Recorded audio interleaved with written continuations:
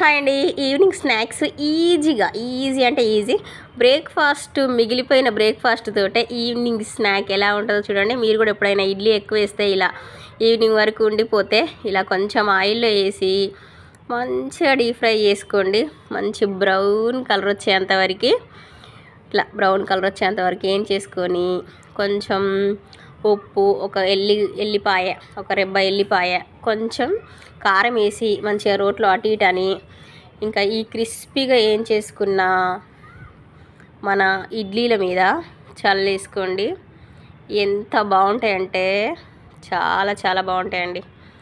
ఇట్లా ఆ కారం చల్లేసుకొని ఈవినింగ్ స్నాక్స్ కింద తినేసండి. చాలా బాగుంటుంది. ఒక ఇడ్లీ పిండి ఉందనుకోండి, ఇడ్లీ పిండి, దోశ పిండి ఉంటే ఎన్ని రకాల స్నాక్స్ చేసుకోవచ్చు, ఎన్ని రకాల బ్రేక్ఫాస్ట్ రకరకాలుగా చేసుకోవచ్చు. ఇడ్లీ పిండి, దోశ పిండితోటి ఇలా ఇడ్లీ పిండితోటి దిబ్బ రొట్టె చూడండి. ఈవినింగ్ స్నాక్ ఈజీగా అయిపోతుందండి. పెద్దగా బయట కొనుక్కోవాల్సిన అవసరం ఉండదు, తొందర అయిపోతుంది. ఓకే, ఇడ్లీలు అయితే వేస్ట్ చేసుకోకండి.